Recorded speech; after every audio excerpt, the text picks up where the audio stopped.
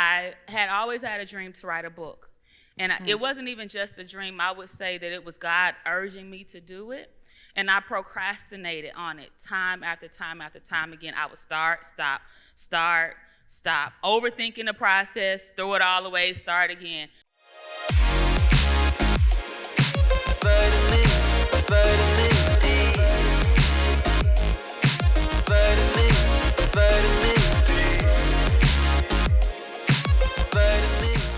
Yo, I am so hyped for this conversation. So first off, I want to acknowledge and take in the moment the fact that everybody on this stage is generating $1 million+ in a year.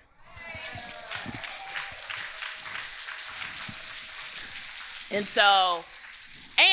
I also want to acknowledge too, and I think because we'll have some time for some Q&A at the end, is that the folks on the stage they play multiple roles in their lives. So whether the role is as a spouse, as a mom, someone on the panel homeschools their children, whether it is there's someone on this panel that I know faithfully gets up at 5 a.m., a couple of them get up at 5 a.m., and whether they start their day at 5 a.m., one of them starts their day at 5 a.m. so they can start working around noon or 1, so that way they can be present for her daughter. There's someone who wakes up at 5 a.m. so that way she can get her fitness in and meal prep for the week, all those things. And so I'm just excited to be able to unpack these things. And I also want to be clear that they are people, right? And they are managing and working through all the things that people work through, and they have built a business. So let's first just start with let's kind of take it back to the beginning, because I think it's easy for people to make the assumption $1 million was easy. And the business you got today is the business that you started with. And so I actually want to start with Crystal. And if you could share with us your reflection around, and when you think about where you started, like, what was the first decision that was like, okay, I want to be an entrepreneur? Like, you knew that this was the path that you wanted to take, and you made the decision, I'm going to be an entrepreneur. What was that moment for you? I had actually birthed my daughter, and that's what really empowered me. I just refused to allow somebody to ask permission to be a mom. When she's sick, I don't want to ask you to take off work. When I need a mental health day, I don't want to ask you if I can stay home, because when you're sick and you got kids, your boss don't ask you, well, can you still come? No, I cannot. My daughter is sick, she needs me, and I'm staying home. And it was that moment, I just made a decision to own my time. Mm-hmm. And I made a decision to walk in it. And my life was a mess. It was a hot mess.com. And I turned my mess into my mission, and my mission into money. Mm-hmm. And I stayed at home. Jasmine, I think what's interesting about your story, if you could talk to folks a little bit around before your business, what your role was, and then the decision that you made to move into your business. So what was your life like before your business, and then what was the decision that made you pivot into your business? Okay, hi everyone. Super excited to be here. So I'm a former educator. I'm still an educator, actually, but I'm going to explain what I mean by that.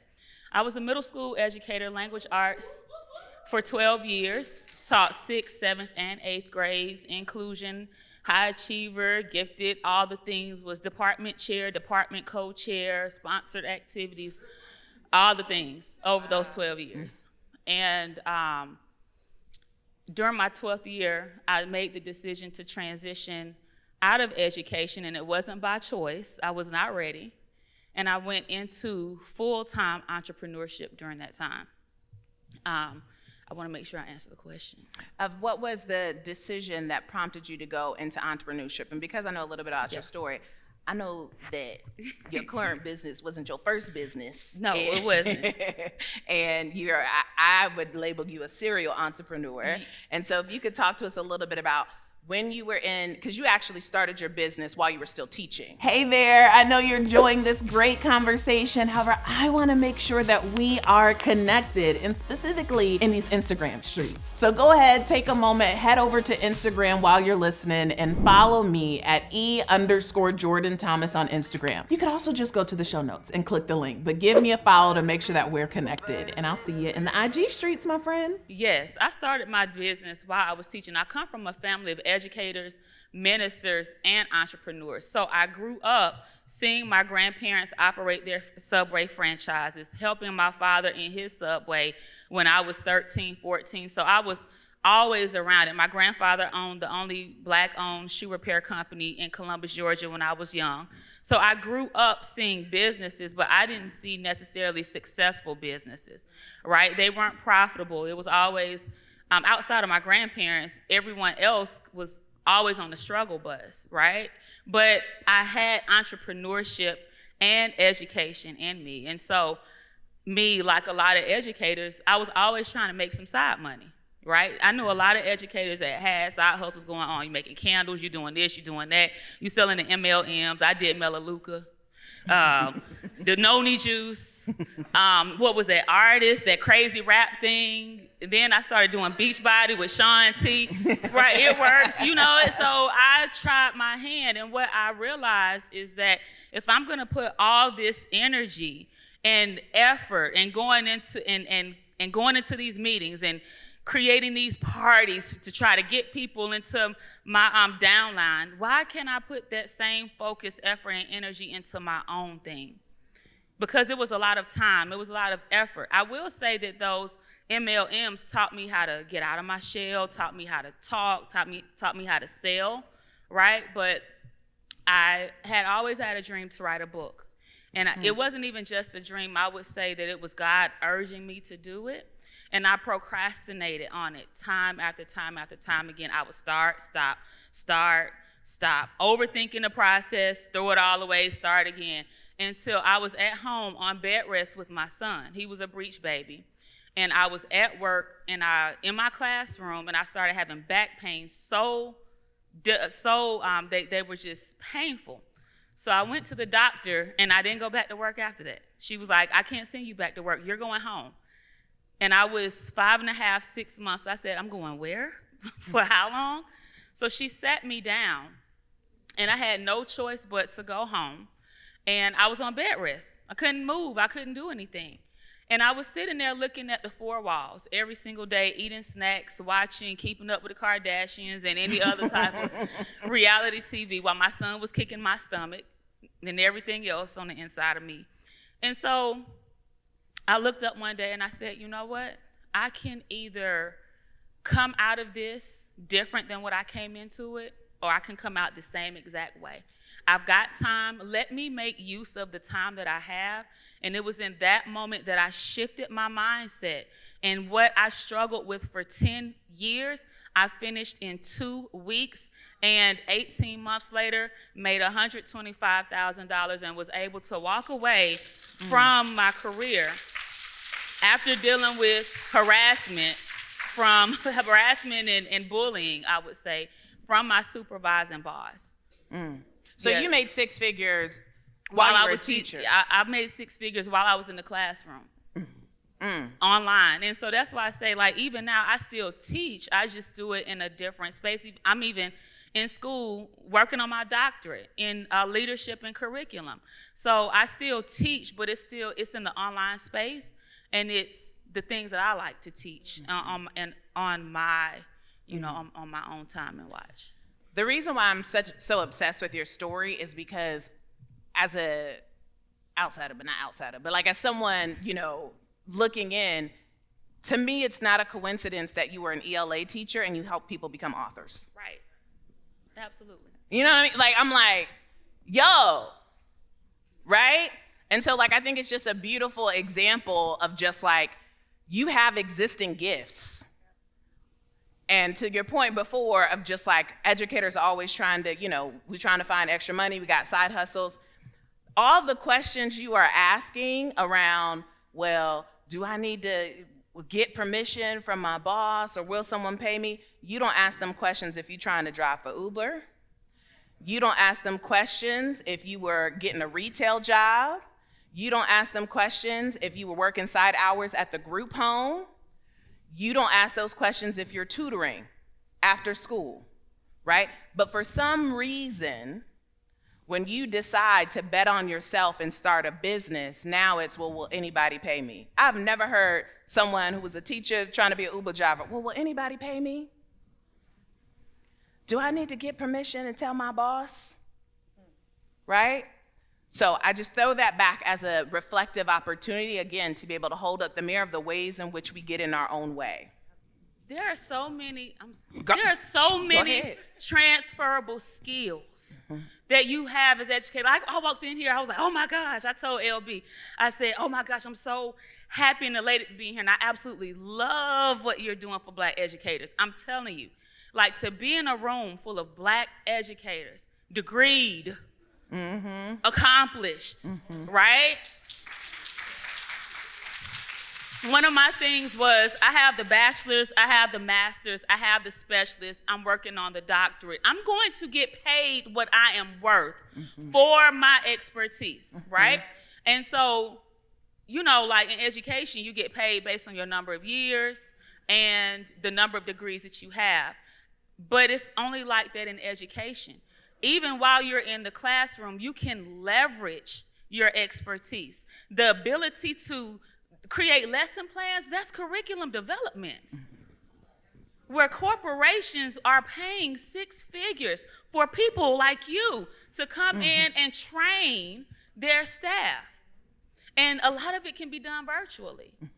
A lot of it can be done in your own businesses. And so my thing is, take what you're doing. You have a transferable skill set. And I'm not saying that you have to leave the classroom, but you can absolutely leverage your degrees and make it work for you. Can I just piggyback on that really quick? I'm not going to say no. Okay. So same thing with you guys. I wasn't an educator, but I worked in the schools as a mental health counselor. So I took those same gifts of empowering people, transforming people, and took that into building my own brand as a purpose and manifestation coach. And so the reality is really learning how to tap into your power. Stop looking at the degrees and limiting, you know, what you have the ability to create and what you have the ability to do. And I would do this. I would start here if I were you guys. Look at your elevated life vision outside of the business, right? What type of life do you want to live? How much freedom you desire? How often do you want to travel? What time do you want to wake up? What time do you want to be done with your day? And then you take those gifts and create a business model that allows you to live the life you want to live. That is what you really need to shift the game about, because it's a lot of people that are building successful businesses that don't have a successful life. You take them gifts and you turn it into doing what you want to do, when you want to do it, and how you want to do it. Oh, baby, you could be unstoppable if you tap into your power and just do it. I don't work on Mondays, Wednesdays, or Fridays. And look, on Tuesdays and Thursdays, I only work from 10 to 1. Baby, I'm on my porch. I'm in Cancun. Get somebody else to do it. I'm not working 40 hours a week. And you have the ability to create the life that you want through your gifts. Don't limit it to the classroom. Whew, listen, go ahead. Because I'm like, listen, millionaires don't need questions, right? Like they know how to move. Go ahead. Okay, y'all can hear me? So she's both of them struck a chord, and I'm just gonna jump in there. So somebody mentioned about making money and like the income potential. That's exactly what led me into entrepreneurship, because I was definitely not that person who would ever think about I will be, entrepreneur. I was in the financial industry. I thought I was going to retire from that company, like literally never thought I would be having the life that I have now. And for me, it was absolutely, I don't like asking people for stuff. And I didn't like, also on top of that income limit that was given to me, that's given to us within the 9-to-5 structure. I mean, I was like, I did my job really well, so you telling me this is the most I can make? That doesn't make sense to me. And so what I love about entrepreneurship, specifically me, I'm a real estate investor full time. I love that no one predicts my income, literally. My son is getting ready to turn 16. We're gonna get him a car. And most people think, okay, cool, well, I need to figure out how to, make this car payment. No. For me, it is what property can I get to cash flow to pay for the car? Yes. That's the difference in the thought process. So all I'm saying is these women, Erika, oh my gosh, she knows, she has this abundance mindset of how can I figure it out versus, allowing things to be done to me. So Erika, this is so good because the question I was getting ready to ask you. So first off, tell the people how many doors you have as a real estate investor. Right now I have 40. Yeah. Girl, because last time I checked in what was that, April, May, it was 38. So I'm like, oh, you got 2 more since then. Okay. We're always buying in every single market. There's a deal. So how many properties have you bought this year? I don't know, maybe 10. Like I bought and sold some properties, so probably about 10. Okay, so I'm gonna go a couple different ways in this conversation, and because we have so I went to a investor conference, real estate investor conference for women, and the way some of these folks was in there moving, I was like, you must be a developer, $1 billion, right? And I was like, oh, okay, so tell me about your real estate journey. They was like, oh, I have 1 door. And I was like, oh. But you move in with a particular type of energy, right? And so I just want to name how 2% this stage is, right? So we've been talking over the past day and a half around 2% of businesses cross the 7-figure mark, and being able to name that even though that might feel discouraging or overwhelming, that the reality is that we've had multiple experiences in our past where we've been the 2%, right? And so whether that is you decided to leave home wherever you grew up, because guess what? More than 80% of people in this country still live within 100 miles radius of where they grew up. So if you currently don't live where you grew up, that was a 2% move, just to be clear, right? So it's just things like if you've ever been in a room and you've been the only, right? 2%, right? So it's the same energy that it takes to build a business that we've all had sometime in our past. So Erika has 40 doors. Talk to us around, I'm gonna go a couple different ways here through the conversation, but talk to us around your first well, actually back up, because you just said 10 properties within this year, while the whole entire media have been talking about interest rates. They crazy. Last month, I negotiated $100,000 down on a property that we purchased. We got it for $100,000 less than what they were originally advertised. Like, we've been able to negotiate and get some of the best deals this year. And literally, like, we bought this house. My husband did a 3-week renovation for about $25,000, and we're getting ready to put it back on the market this week and probably make like a $70K profit. So, like, what is it? Warren Buffett says, when people are greedy, that's when you become fearful. When people are fearful, that's when you become greedy. So it's really important, that you actually get advice from people who are actually doing it versus sound bites that just want your clicks. Mm-hmm. So think back to the session that we had around building a recession-proof business and the mindset of there's always money to be made. And then what Erika just talked about is the windows of opportunity. So even though there's a narrative that interest rates are higher, the reality is the window of opportunity is now you have more negotiation power, right? Because now it is truly a buyer's market because lots of people done tapped out. So now you have the opportunity to be able to negotiate. Erika, talk to us around your purchase number one, home number one. How did that happen? And give us a little bit of context to that. What's so interesting is that we purchased the first home so that we would have some type of passive income whenever I decided to leave my 9-to-5. At the time, I was the breadwinner of my family, and it was a lot potentially leaving like a 6-figure job to start a business. And so we bought our first property so that we would have some type of passive income to, begin investing. And so we bought our first property right by the Atlanta Beltline. Actually, it was an investor who owned like a bunch of properties in the area. I was actually helping a client purchase property, and I said, hey, can I buy that one? Can I just buy one? The fact that I said, can I, is very different language than I use now.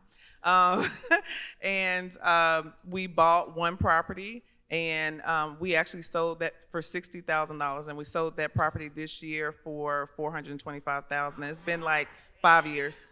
Mm-hmm. So, Crystal, what would you say is the biggest difference between your business when it was 6 figures and your business at 7 figures? Oh, wow. I would say delegating for me. I don't enjoy working. And I think that we have... Let's pause for a second. Energy. Okay. I just think, as Black women and as a culture, period, we have been taught to exchange our time for money. Mm-hmm. And all we know is, work hard so you can get a good life and get a good education and get a good job. Who want that? Mm-hmm. And so I had to create my own reality. So in 6-figure mode, I did work, and I was at every event, and I hustled, and I worked, 7-figure Crystal, she's just not doing it. I outsource a lot, and I really choose rest. And that really made me more money. Yeah. Because I honor myself, I honor my energy, I honor self-love. I understand now that I don't have to chase anything. And so as long as I'm in alignment, as long as I am, doing what's best for me, what I desire also desires me, and I can attract it in my sleep. I don't have to be on the fields. Mm. And that's the significant difference between, for me, was the 6 and the 7-figure Crystal. Mm-hmm. Can I jump in? Always. There's a difference between working in your business and working on your business, and I think that's what we learned at this 7-figure mark. Like part of what they said in the beginning was I went from being burnt out multi-entrepreneur, and that's because you easily get burnt out when you're working in the business, and because you're hustling trying to figure out what's going on, and you really can't see it from like this point of view where you're looking down to see what are the gaps and what needs to change. So this is definitely a pivot at this 7-figure mark. And last, also, it goes back to creating that life chart. I know what type of life that I want to live, and I only want to do what fulfills me. And coaching my clients and hosting my events is the most fulfilling thing for me. Mm-hmm. So I don't want to check emails. I don't want to send invoices. I don't want to create I don't want to post on social media. I don't want to do any of that. And I'm just not doing it because it doesn't fulfill me. It doesn't make me feel good. And I put my energy into what makes me feel good. I could be in an event for 4 days and I won't be tired, because that for me is not work. It's just me serving and operating in the flow of my gift. Mm-hmm. Mm-hmm. Not doing laundry, not taking packages to Amazon, not calling customer service, not there with the pest control company. Somebody else needs to do it. Get somebody else to do it. Listen, one of the biggest changes that I made this year after, crossing the 7-figure mark. And it was actually, I underestimated how hard it was going to be for me. I have an executive assistant, Sammy, who we know is the GOAT. Y'all, I want y'all to know, that dress I had on earlier with the sequins and the sparkles, one of them was like bent, and she was like, I'm going to get a steamer. She was like, I'll be back. She was like, we're going to steam this out. And I was like, oh, okay. I was like, I didn't ask. I was like, I love you. I love you. So Sammy is in Maryland. I'm in DC. And I realized I needed a personal assistant. And some of the indicators that I needed a personal assistant was, so I don't cook. Does not bring me joy. I don't do it. And so I order my meals. And I kept missing the deadline of when to order my meals. And I was like, I don't understand. This feels so easy to me. I don't understand why I keep missing the deadline of 8 p.m. on Friday of ordering my meals. Like, that should be, I would even set alarms. I signed up for the text message reminders. I don't understand why I can't do this. And then I had to realize that I'm not in the same place where I was a year ago. I don't have the time and capacity. Between now and the end of the year, I am traveling every week. So the number of flights that have to be booked, the number of most of the time not a rental car, but when I go home, I have to get a rental car. I had to go home when I went home for Thanksgiving last year, I booked the rental car, and typically Sammy will do any and everything. And when I got to Mississippi, I couldn't remember if I did it. And so I was like, and because I couldn't remember if I did, I was like, I don't know if it's Avis, I don't know if it's Hertz, I don't know what it is, I didn't even know what to search for.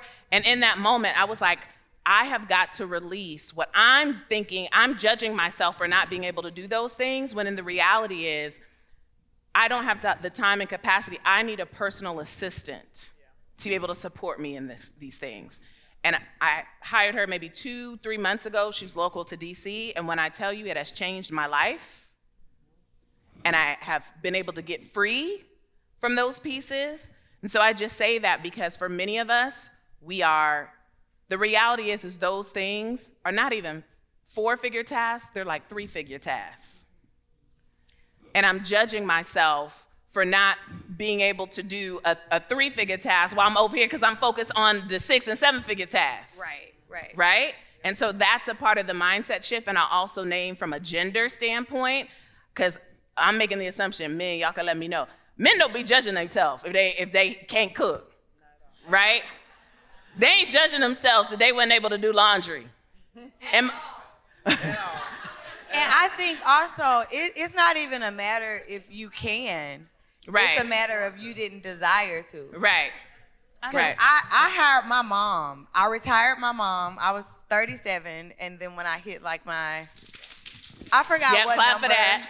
Like, since family is so important to me, I started my investments there. So I retired my mom, and she's my personal assistant. So when Darnielle was like, I don't wash my clothes, I don't wash my clothes. I have a cleaner. My mom cooks breakfast, lunch, dinner, snacks. She picks up my daughter from school.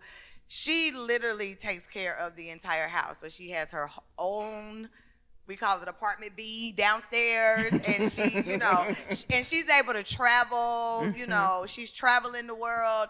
And I think it's a matter of just setting up in your mind, if it's not something that you don't want to do, you just don't do it. I know how to cook, but I don't want to cook. Right. So I ain't cooking. Right. Period. Right. I know for me it's a little different. I have 2 children, 7, 2nd grade, and 11, 6th grade, and shouts out to Principal Greer. Hey! It's in the room. My children's principal right up here on the front row. She's amazing. And so for me, it's a little bit different because entrepreneurship gave me time freedom. And for me, it gave me the ability to be available. Mm-hmm. So when the school calls, I'm able to go up to the school, right? I'm able to go volunteer. I'm able to do all the things. If my child gets sick or get in trouble, because those things happen, I'm able to stop what I'm doing and go, right? I'm a very hands-on mom. So I cook for my kids, you know. I teach my kids how to clean up. I did hire a housekeeper to take the burden off of me, but when I started giving my children chores and my son started saying, Mom, just get the housekeeper, I was like, you know what? Absolutely not. Mom, can't you just get the housekeeper? No, you gonna clean your room, right? But it's the fact that they're able to see that that's an option, that they don't have to do all the things. Like my mom, she's retired, but she was nannying for other families to make some income. I said, Mom, don't worry about that. I will pay you. Just come help me in the afternoons with the kids. Yeah. And so, whereas, you know, they get tired of hearing my mouth and me sitting there doing homework. Now grandmama there to go take them to the park and all the things, right? Mm-hmm. While I cook dinner, so they're not just sitting there in front of the TV. So for me, entrepreneurship and even just moving to that 7-figure space gave me the opportunity to outsource so that I could be more present with my family. I want to talk a little bit around the ways in which we invest in our own development. And so I had this realization as I was thinking about our time together that I didn't meet y'all at Starbucks. I didn't meet any of you all at a co-working space. I didn't grow up with any of y'all. I met each and every one of you in a paid mastermind. Absolutely. Yep. And I don't think it's a coincidence that my 7-figure friends I paid to meet. That part. Yeah. So I want to hear from you all how you think about community, how you think about access, how you think about your development, and specifically one of the pieces that I think some people have misconceptions around is that 7, 8-figure, 9-figure business owners, they just naturally got to that point when actually you have to normalize paying for access. Yeah. It wasn't just, can someone mentor me, or slide into someone's DM, can you mentor me? Yeah. So can you talk a little bit around how you all think about development? And specifically, I think it's gonna be helpful for people to hear the numbers associated to your development, because what I know about each of you all is you don't prioritize 149 workshops. Oh, no. I automatically know, because I know where I'm going in my vision, that's not going to work for me. Like, it's almost like going to be a waste of my time. You know, if I have a vision to have a multiple 7-figure business, but work a couple days a week and homeschool my kids and travel, live my life, how is that going to support me? And so for me, I was in a place where I kept hovering, you know, I was right under the 7-figure mark, and I was really, even though I have a lot of friends, I was really desiring more friends that specifically I can connect with that were breadwinners in their family, that were ambitious women, that enjoyed talking about business, like all these things. And so I knew that, okay, I have to get in those rooms, and so that may require an investment.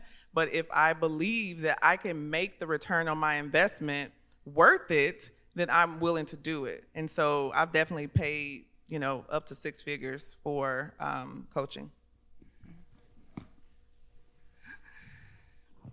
I paid 6 figures this year in coaching and consulting. When I first started, when I was teaching, that wasn't my initial investment, but I knew that I needed to get into a community of people that was already doing the things that I wanted to do in order to go to the next level. Because the truth of the matter was, at home, my husband, he wasn't building a business. My mom and my sisters, they were not building a business. My children were looking for me to take care of them. So when it came to my goals, when it came to my aspirations, and when it came to the strategy, I knew that I needed to be in community or I was going to stay stuck, because I needed to connect with other people that had the same or similar goals, or else I was going to be surrounded by people that just didn't get the vision. I knew the vision that I had been given and that God had been given me, and I knew that provision would also be made, but I had to first step into being able to receive it and being willing to put myself in the rooms to obtain it, and then doing the work to get the result. And so my very first 4-figure investment was $2,000 for 4 hours. And for me, I was like, oh my gosh, and I didn't have the money. A client paid me in full the exact amount. I paid it for 4 hours, and it was that 4 hours that helped me get to $125,000 a few months later, right? And then I went on to make larger investments, and we'll talk numbers, $10,000, $30,000, which is where I met them.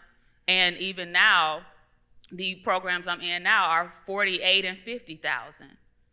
And my thing is, I need to be willing to invest 10% of what I want to make.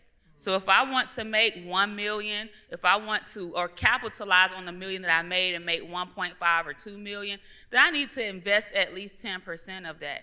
And I always get a return. And so the return isn't my coach's responsibility. The return is on me. It's on me to show up. It's on me to not feel shame or nothing, ask questions when I have questions. It's on me to actually do the work, do it scared, mess up, do it again. We're going to figure this thing out and make it work. And that's why we have folks like Dr. Erika. I got friends like Crystal, right, that I can call on and reach out to and say, hey, let me get your feedback on this.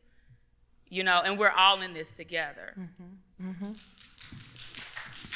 For me personally, I got tired of being the smartest person in the room. And I'm a pusher. I'm going to push you. My friends and my clients always say, you know, she going to push you off the cliff, but you're not going to die. And I wanted people that were able to give me what I give. Mm-hmm. And I just admire, like, all of these women so much. Like, being in the mastermind with them is just amazing. And you don't get this all out of a 147 4-week course. You don't get this out of a $97 masterclass. And I believe in investing where you're going. And community is something that I will always invest in. Mm-hmm. I will always be in a mastermind, period. Mm-hmm.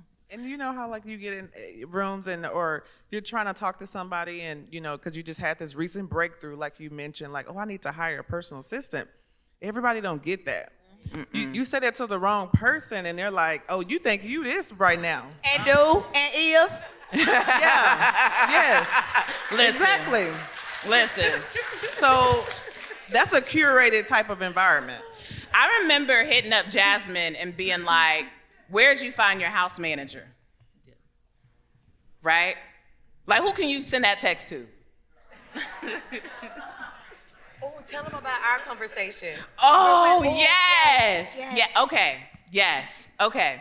So, January 2022? Yeah, January 2022. Yes. Mm-hmm.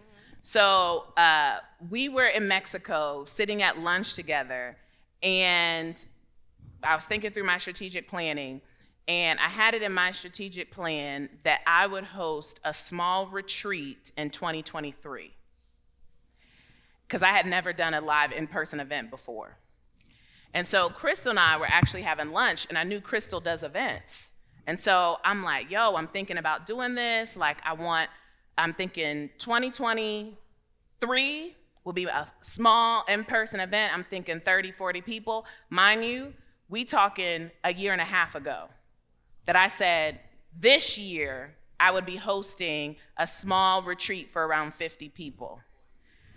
And Crystal, she was like, you don't need that long. You can do that this year. Well, you got to, and I was like, girl, but I've never done this before. I ain't got no event planner. Jillian, wave your hand. Guess how I met Jillian? Crystal. So Jillian is the CEO of One Touch Event Planning. So she is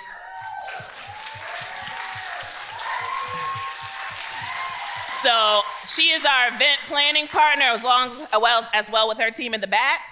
She was like, here's the website for One Touch. Go ahead. That night I went back to my room, filled out the interest form. So I say that to say that's the power of community, is community will reflect back to you when you're thinking too small. So I can say this and say it with integrity because it's the truth. That conversation with Crystal is the reason why I have 6-figure, now 7-figure Educator Live, right? Because it was Crystal that was like, yo, you could do that this year. So I was like, oh, okay, well, let me. And then when I got on the phone with Jillian, she was like, what are you thinking about dates? I was like, I don't know, my birthday in September, let's do September. And we had what I initially said was a small retreat in 2023, became 6-figure Educator Live last year, and is now this, right? And so I named that as an example of the power of community, the power of proximity. Because imagine if I would have told that to someone who hasn't done it, right? I'd just now be doing this, and this room would be a fourth of the size, right? So I reflect that back to you, and I'm gonna say things 4 or 5 times because of how important they are. We talked about this yesterday. Your environment matters. Who you surround yourself with matters. You need people who are aligned and lateral, and then you also need people who are horizontal that are where you want to go. You need both.